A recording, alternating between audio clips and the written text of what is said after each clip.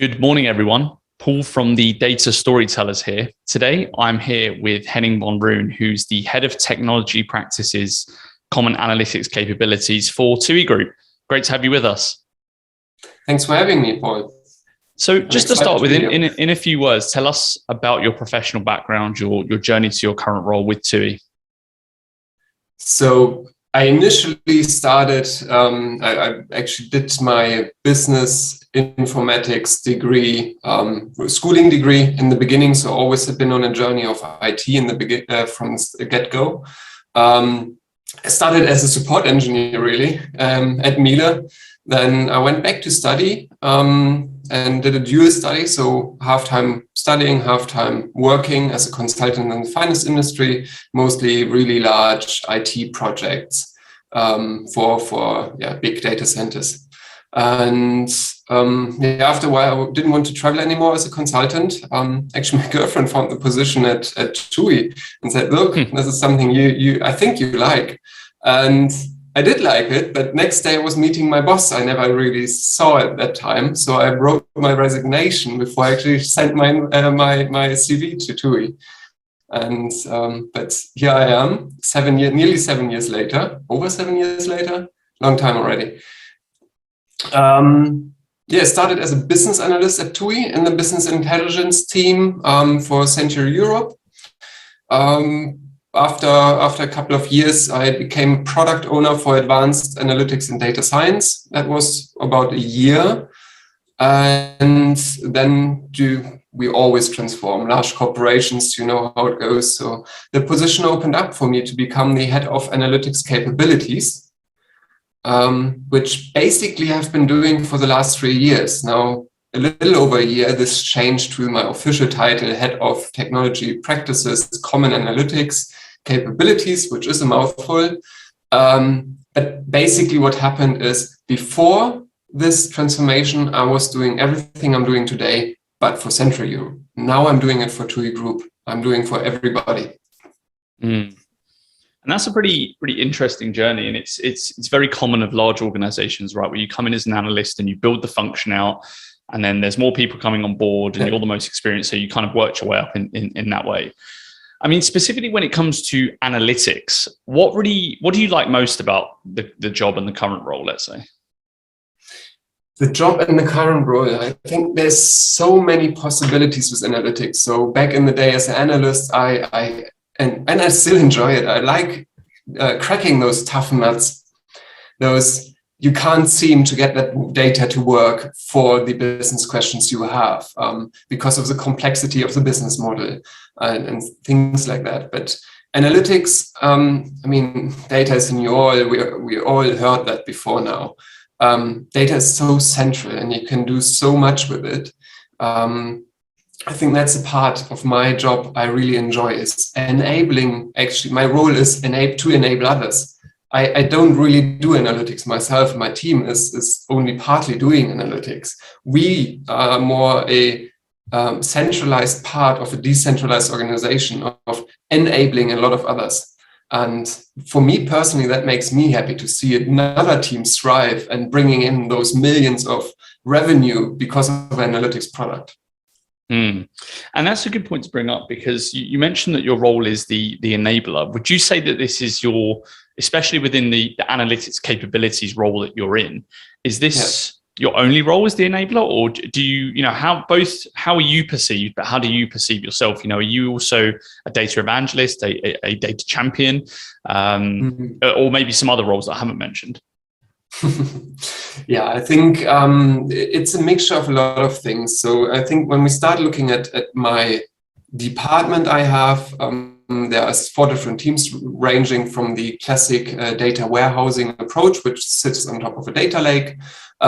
We there provide the technical solutions to other data engineers and data analysts, but we also go and don't just say, here's a tool. We listen to them and find out how they work and tweak it so nobody else needs to think about how they do the work twice.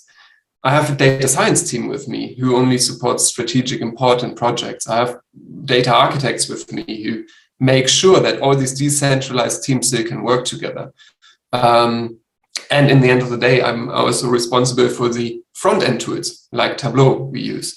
Now, in Tableau, I guess my role is more evangelist, coming around and saying cross tables. You can do cross tables. Everybody loves cross tables, but maybe visualization will be better. It's not always. Sometimes the cross table is also good. I think in that area, it's more evangelist. In the other areas, it's more a supporting role. It varies, to be honest. Mm. And one thing you lightly touched on there, which I'm going to delve a lot deeper into, is success and getting people to say use Tableau or use other softwares and ways of working. So for a particular project, from your perspective, what do you identify as a good success metric? Is it getting everyone on a particular team bought in to the idea, the macro idea? Is it actually someone hitting a certain amount of usage of Tableau, or what does that look like for you?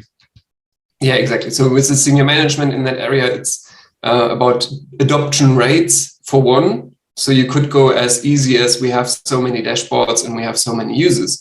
Are those great success metrics? Probably not. They are very operational and they will help you understand where you are at that point of time. I think a success metric we have implemented in the data science space. We have a platform where data scientists can work on, and we enable them to use it. We came up with a metric of benefit to cost ratio. We took the personal cost, so resource cost of building that and supporting that, plus the cloud infrastructure cost, and say per euro spent here, how much benefit are we driving in? Not say it's not project controlling, right? This is far off, but it's giving you an idea. I can tell you now, I'm around 10 euros per euro spent I'm bringing in with this platform and this team. And I think that's something you could call a success metric, which is very specific. To get it, I think the road, you have to understand the road how to get a good success metric, and that is understanding your strategy. Breaking down, for us, it is a TUI strategy, breaking that down into an analytics strategy, and then breaking that down, in this case, I was talking about a minute ago, into Tableau. What is the success metric there? What is our goal we want to achieve?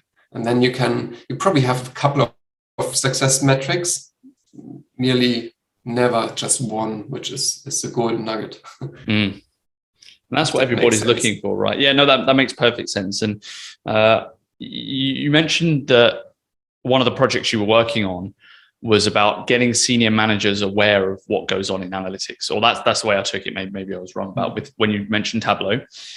How important do you think it is for senior management to know the intricacies of, for example, how Tableau works, and kind of a wider question, how much technical detail, where would you draw the line for that in terms of giving them that technical information?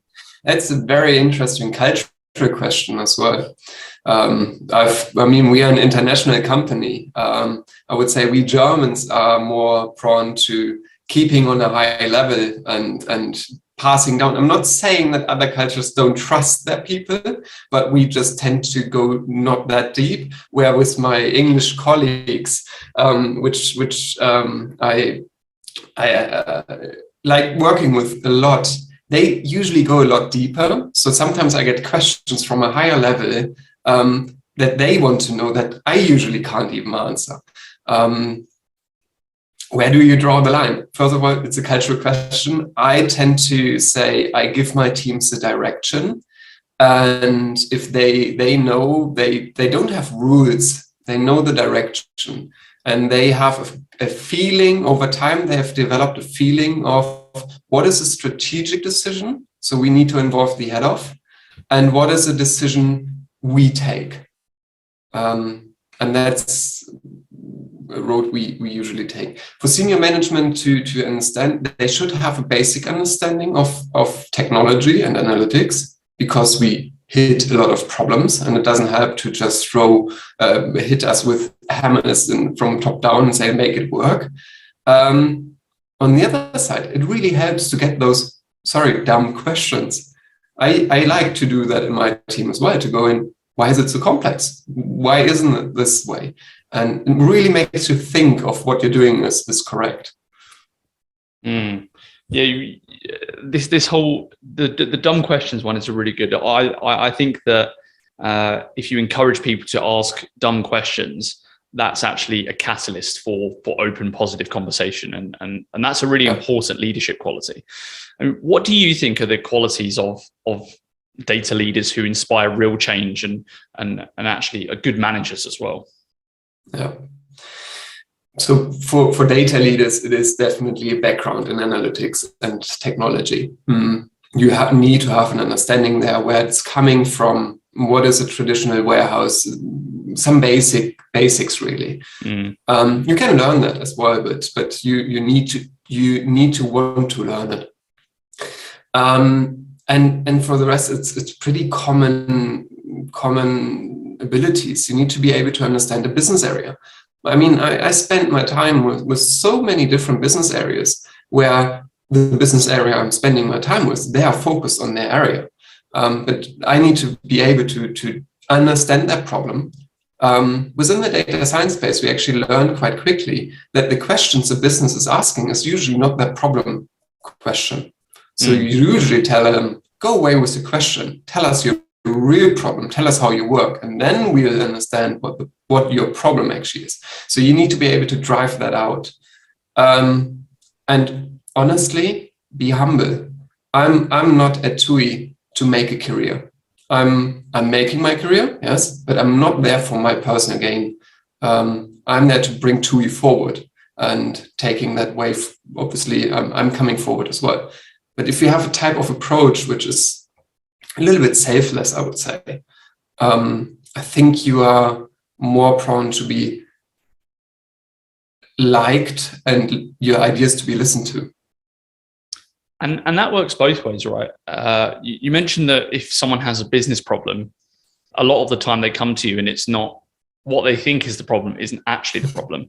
And you mentioned that humility is a really strong quality, and I would agree. But what about in that particular situation, being assertive, having the courage to say, this isn't your problem, to someone who may or may not be more senior than you, may work in a different department, there may be some conflicting interests. How do you go about approaching a situation like that? Well, I guess the first question is, do they already know you, that you are a humble person? If that's the case, be straight. Tell them, look, I don't think this is your problem. Can we just give me half an hour, explain me what you're doing, and I want to drive out what your real problem is. If they're not having that, it's going to be a complicated case for you to try to solve the issue, because then I guess you have to approach it for them the way they want first. But maybe be bold. At the same time, make a little POC of your understanding as well, and then present them their solution, but also bring along and say, look, I spent a little bit of my extra time and I've got something I think you like better. And then you start building that relationship of, hey, okay, I think the other one knows that they can listen to you and maybe give you a little bit more time next time. And you've been working in the analytics space for some time now. How do you see data analytics today? And when I mean this, I mean the state of the general progress of data-driven business transformation in the corporate world. First of all, I think it is very different to different industries, to countries. I mean, I'm from Germany. We are very, very far back with the data world in general, because we're very cautious in our nature and actually also our laws. So that makes a lot of things complicated. But also in the industry, there's industries you are more cautious than others. But in general, the data world has evolved quite quickly. So there's some technology side points why we can do things we weren't able to do before. I think one big change, I think for me, was splitting the storage from the compute. Before, you were always buying big machines to store your data and to calculate everything. And every time you were hitting some limits, you were not, you couldn't scale. And we've gained a lot of scalability of actually splitting that up. The world is transforming, and everybody is understanding what data is and how it can help. I fear at some stages data has a very negative view. I mean, Google being evil, collecting as much data as they do. That's something that sticks around. So in a business, you have to always also translate how it's helping the business to collect this data, or how it's actually helping your customer. Be really transparent of what you're doing. That's a really great point. And what do you define as data drivenness? What would that mean for you in your function, in your role? Well, open your Tableau dashboard and find facts that prove your point. That is data driven. And data driven doesn't stop at data analyst. If you are wherever you are in the business and you are in a role where you have questions and you have to find answers to questions, your first goal should be look into the data. Then you are data driven. I would say. So as true as it could be. Yeah. Is that the biggest opportunity for ambitious companies and leaders today, or do you think there's more to be exploited? There's obviously a lot more, because data drivenness is one side is the cultural aspect I was just talking about, which is the hardest to achieve. I mean, the rest is around automation, AI, and AI very often leads to automation in the end of the day, or better decision making and automated decision making. Again, automation. So it's not the end, but data drivenness. First of all, I think is a cultural thing to understand this and to understand what good data can do for you. I think I have a great example from a couple of years ago. We had the challenge. I mean, TUI owns hotels, and we sell hotels to customers. But you can imagine that the type of booking for a hotel varies. With type of booking, I mean, how early before your stay do you book your holiday? Do you book that a week in advance, 2 months in advance, or a year in advance? And we went to the business and said, we need a rule for this because of some automated trading. We need a rule for this. What is the rule you would do? You've been doing this job for over 20 years. And they said, look, take the amount of children. And then they gave us amount of children and then told us, okay, this is how you split it. And that made a lot of sense. If you have children, a lot of children in the hotel, that's families that book their holiday really early, right? Well, we've plotted that on a chart for 3 years of bookings was the time when they were booked, and took those rules, and it showed us no real differentiation in the booking curves. So we went out, and I think we used the K-mean cluster in that case, and it yielded a true different booking curve for those hotels. We went back to the business, told them, look, great rule you had, but look at the data, doesn't work. Here's an automated solution. It works. And that was all we had to do in that case. And that's a really good case study, I think, and it does tie in a lot to the cultural barriers, as you mentioned. From your experience, what are the biggest barriers to culture? Is it senior management? Is it people buy-in? Is it just not having the right data at the right time? What does that look like in your eyes? Biggest barriers. It's a fear of possibly losing your job, which is not the intention in general. I mean, yes, there are projects which are based on making stuff redundant. But a good company like TUI usually takes those employees and tries to upskill them to something else or to a different area. To be honest, in the world I am in, the senior management has understood the need of data, and TUI is transforming to become a digital company. So everybody who hasn't really understood that needs to catch up, to be honest.